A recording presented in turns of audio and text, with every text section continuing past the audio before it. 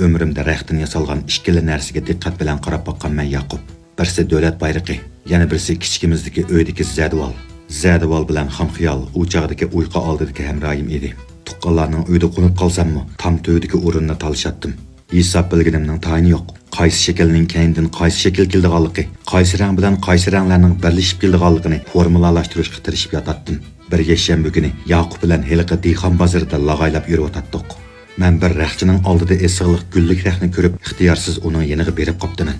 Mao bizden öydeki zədval iken dedim mən onu Yaqub'a köstüb. Yaqub özünün üydümü zədval bar yoxluğunu birden üzüge alğandın kin, manamı özünün üydeki zədvalını köstüb qoymaqçı boldu bolğay, rəxlərini örüp çörüşki kirişdi.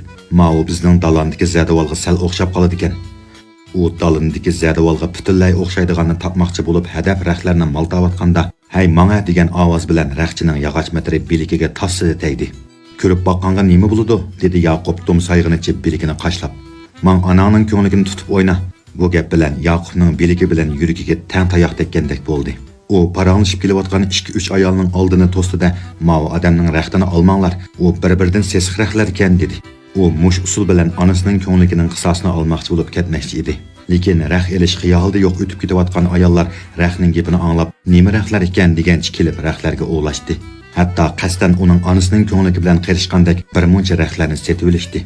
Yana digina dedi rəxchi Yaqubga qarab mag'rurana. "Qancha olma desang shuncha oladi bu haq. Bo'lsa butun bozorga vaqirab deb bera." "Shundaq deb bersam nim bersiz?" dedi Yaqub bayamqa azarni unutib. "Avval bir ikkisini akilib oldirmamsa."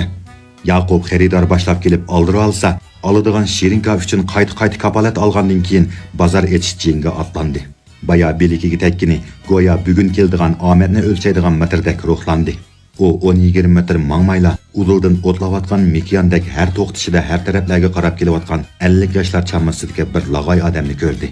Uning nazarlari bilan qadamlari bozorga bir narsa ko'rish uchun emas, tomosha ko'rish uchun kelganga o'xshaydi. Qo'lida ya so'mkisi, ya xaltisi yo'q. Xuddi ma'lisiga bu yerda uchirgan parangdan boshqa narsa elib ketish niyati yo'qdek edi. "Aka", dedi Yaqub jiddiy qiyofatda o odamning oldini to'sib. "Siz o odamning rəxtini hargiz elib qolmang. Men sizga mo'chunchilik deb qo'yay. Qolganini o'zingiz bilarsiz." Hayron qolg'idek narsa topolmay ichib pushib yurgan odam buni anglab birdilla hayronligini singdira olmadi. U avval ko'zini qattiq bir yumib echib Yaqubning o'ziga gap qilayotganligiga ishondi. Ondan Yaqubning beshidan oyog'igacha ko'z yugurtib, uni azaldan ko'rib boqmaganligini esliyaladi. "Rəx", dedi o hayronlik talaffuzida menga qarab tushuncha talab qilgandek. "Shundaq", dedi Yaqub uning nazarini tortib olib. "U rəxchi bizga qarab o'tadi. Ezib-tezib hargiz uning rəxtini elib solmang. Demasangmi ömrümdə rəx elishni o'ylab baxmaganman. Men rəx elib nima qilaman? Undaq bo'lsa dana odam ekansiz. Endi ezib-tezib o'zini tutib ololmay elib qolmasin deb qo'ydim. Rəxning o'zini tutib ololmag'idek nimasi bor? Nima deydi bu?" dedi u menga qarab. "Ish qilib biz yaxshi niyatimiz bilan deb qo'ydik. Qolgani o'zingizning ishi", dedi Yaqub menishga tamshilib. Biz ayrılgandan keyinmi u qayrilganicha bizga hangayqib qarab qoldi. Biz daldilinib uning qandaq qildiganligiga qarab turdik. Baya Yaqubning jiddiy turqini ko'rgan odam butunlay gas bo'lgan taqdirdami yo bir ish bo'lganligini, yo bir ish bo'ldiganligini pamlagan bo'ladi. Degandek u rəxchining yeniga berib ayollardimi tafsiliy qarab ketdi. Ayollardek qizg'in muomalaga erishalmagan bo'lsa-mu, ketkisi kelmay, soyivanga ishiltadigan bir ko'k rəxtdan azroq elib potchlab biriga bog'lab oldi. Ondan hech nim bo'lmaganligini bizga deb bermoqchi bo'lgandek atrofga qarab bizni izdidi-da asta ayrildi. Yaqub rəxchining yeniga berib shirinka talab qildi. Rəxchi mushunchilik olg'angimi shirinka beramdi deb qaysimi qizg'inligimizga sovuq suv sepkisi kelmadi bo'lg'ay, quruq qo'l yondirmadi. Bunchalik shirinkani deb palaqshib yurmayli Yaqub. Senmi shapqini tay, men kaptar bozoriga berib boqay. O mening so'zlarimni anglamagandek bir narsaga tikilib qolgan edi. "O odamga qara", dedi o samsxonning oldida bir buvay bilan qizg'in paranglashib turgan, egiz bo'yliq talpak kiygan bir odamni ko'rsatib. "Uni bir idoraning boshlig'i desam ishonamsan?" "Ishonaman, ammo uning rəxsi talaydiganligiga ishonmayman." O endi samsxonaga ko'z yugurtdi. Tonurning kayniga tizilgan qo'pol ustallar asli rangini bilgini bo'lmaydigan darajada maylashib ketgan zadval bilan qo'rshalgan bo'lib, samspazning bizdimatlik bolasi taxs ko'tarib ishtishida qatnayotdi. Yaqub balani ishorat bilan chaqirdi va xo'sh yoqmagandek kelgan balaga jiddiy talaffuzda "Ovoz zadvalni darhol almashtirib yutinglar" dedi. "Nemishqa?" dedi bala hurpiyib, xuddi birisi uningga "Dukkani hozirla taqanglar" degandek. Av egiz adamni ko'rdingmi? U bu bozorning maxsus tozligini tashkirdigan boshliq. Atigandan beri sizlarning do'konning oldida paranglashgan bo'lib kuzatyotdi. U tag'amning mantiqansig'imi Zadiveling men etgan deb pichet soldirib etgan. Sen Rishit mantipaz deb anglagan bo'lg'ayting, u mening tag'am bo'ladi. Eliqi bir qo'lning bir barmog'i yo'qchu. Bo'lmasa uning Zadiveli sizlarning dasqandan pokiz edi. Men yaxshi niyatim bilan sana deb qo'ydim. Qolganini o'zing bil. Bala bigiz barmog'i yo'q mantipazning kim ekanligini aslayman deb avori bo'lmasdan dadisining yeniga yugurib bordi. Samsipaz qo'lidagi ishni to'xtatib, avval yiroqdagi atalmish boshliqqa, andin bizga, oxirida burilib Zadiveliga qaradi. Andin g'allasidan pullarni chiqarib balaga tutqizdi. Bala bizning yenimizga kelib, "Nada Zadival sotilganligini bilamsizlar?" deb so'radi. "Bilmaymiz" dedi Yaqub. "Lekin yaxshilikni oxirigacha qilib, sana tepishib berayli. Sen qilgan yaxshiligimiz uchun Samsdan 2 yoki 3 ni beraman deb kayib yurma." Yaqub raqchining yeniga berib, tunishmagan qiyofatda uningga heliqi ko'k raqibdan arzon talishib elib bergan bo'ldi. Biz billa esishib berayli deb billa borganimizda talpaklik mengib bo'lgan ekan. Samsipaz raqni elib kaynidan yugurib uning oldiga chiqdi-da, tasavvur qilg'isiz takalluf va tartinish bilan qo'lini uningga uzatdi. Biz Mao Zadivalni asli burulla elib bo'lgan, lekin sizlarga bir ko'rsatib o'tayli deb asmay turib turgan. Bayamning yog'i silini ko'rmabdiman. Mushuni assaq bo'larmi? Janobingizni toza toniy olmadim-ku, dedi talpaklik jarangliq ovoz bilan. Avu tonur mening emasmi? Biz qandig'ini esish kerakligini bilolmay, sizlardan bir maslahat olg'imiz keldi. Esinglar, chiroyli ekan, dedi u odam mag'rurlik bilan. Balkim u o'zi bilimli ko'rilganlik uchun mush ish uchun maslahat elayotdi deb o'ylab qolgan bo'lsa kerak. Ortiq gap qilmayla yo'lga ravon bo'ldi. Samsipaz uning mag'rurligidan aymingan bo'lsa, uning qo'lidan tutib olib mehmon qilgan bo'ladi. Shundaqdimi u nayt xushallik bilan yenib keldi va esinglar deb vaqirdi. Balkim ketib bo'lgan boshliqqa anglitish uchun shundaq vaqirdi bo'lg'ay. Samsipaz qandaqdir bir ishlari bitib ketgandek hayotiy kuch bilan ishiga kirishdi. Bizning dal vaqtida bergan ma'lumotimiz uchun birdan Samsi bilan yo'lga selishni unutmadi. Endi berib Shirinkani olayli Yaqub, 14 metr raq uchun oz berib qolsa hargiz ma'qul deb yurma. Ondan Langpongdan bir qat so'qayli. Yanchiqda birdan Samsimi bor. Paxtakdan bir nechini tani so'qib aytdiq-ku. Paxtak degan texin nurg'un, dedi Yaqub mag'rurlanib. Bayamqi talpaklikni ko'zdan qochirib qo'ymasaqla, bu bozordagi bugun Zadival asqan har qandig'ining Zadivalni almashtirib o'taman. Yaqubning bu qatimqi karomati uchun raqchi Shirinkani yomon emas berdi. Biz Langpongxonaga qarab mang'inimizda eliqi lag'ay odam kenimizdan to'g'lidi. "Ey mavi raqni olsang bo'lmaydi degandan oldim hech nima bo'lmadi-ku." "Texchi hech narsa bo'lmadimi?" dedi Yaqub hayron qolgandek. "Hech nima bo'lmadi", dedi u texmi qizib. "Hech nima bo'lmasa, amsi yaxshi bo'pti-ku", dedi Yaqubmi. "Hech ish bo'lmasa, men bekardan bekar buni elib nima qilatdim? Shunga men sizni olmang dedim-ku", dedi Yaqub. "Sen zodi nemishqa buni olma deysan? Olganingizga pushaymon qildingizmi?" deb so'radi Yaqub. "Albatta qilaman-da", dedi heliqi odam. "Pushaymon qilganingizning o'zi bir ish bo'lgan bo'lmay nima? Yetarlik bo'lmagan bo'lsa, yana birdan turib turmamsiz?" U nima deyishini bilolmay turib qoldi. Biz huzurlanib Langpong ichishdik. Langpong semiz xotinning kimnidir to'xtamay qog'ishlari ishtahasimizga ta'sir qila olmadi. Bir chaqda uning o'riq eri kelibdi, ayoli qo'lidagini tashlab, uning ishga yaramay nalarda qonqib yurganligini shundoq tillab ketdiki, anglagan odamning eriga ichi og'rib qoladi. Umi bundaq tillarga ko'nib ketgan bo'lsa kerak, gap qilmayla chelakni ko'tarib mangdi. Mang'ach o'ltirgan xaridorlarga o'zining nochiligini bildirib qo'yg'isi kelgandek, "Ma xotinni bir narsa topsam, bo'ynidan bo'g'ib daraxtga ostim jumo" deb qo'ydi.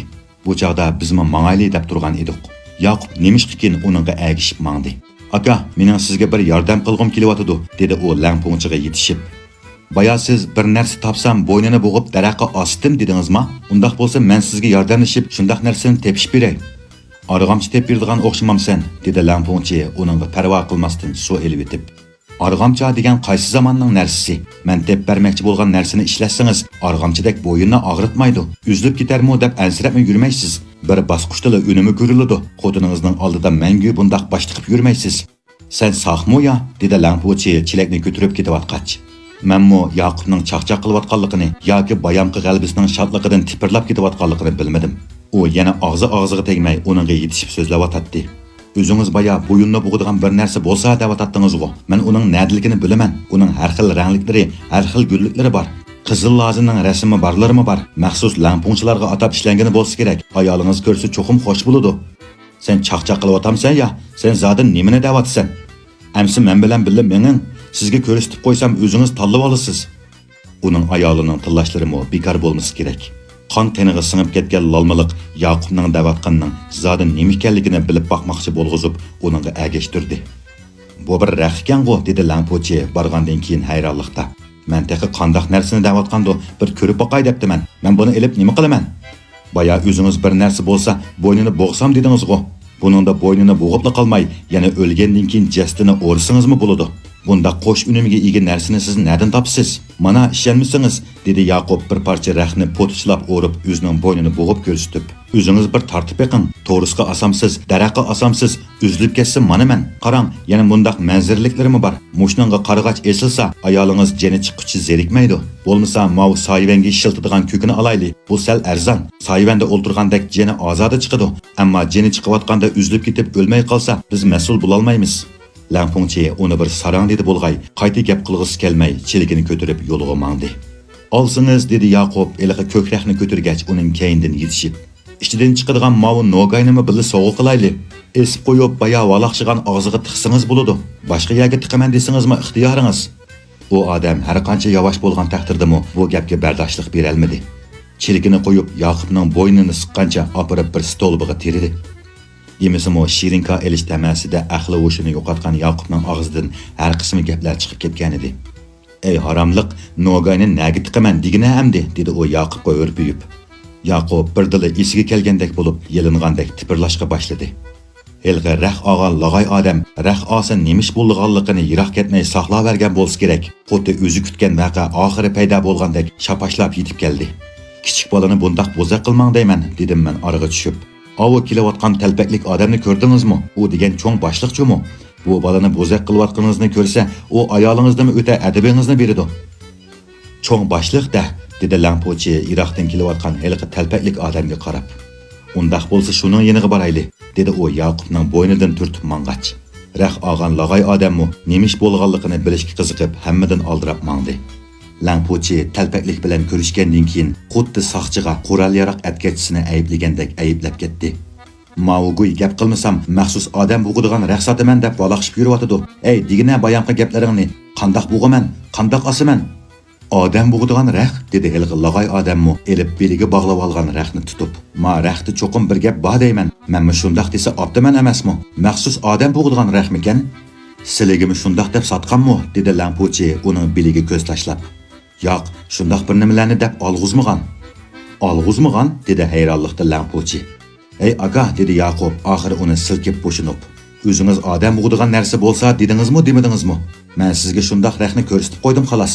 Boshqa odamlar bo'lsa olaman desam olg'uzmadim.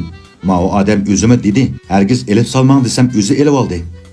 Lag'ay xuddi qo'rqinchli narsaga chetilib qolgandek ixtiyorsiz biletiga raxni yeshivatdi. Langpochimi nima deyishni bilolmay ketib qoldi.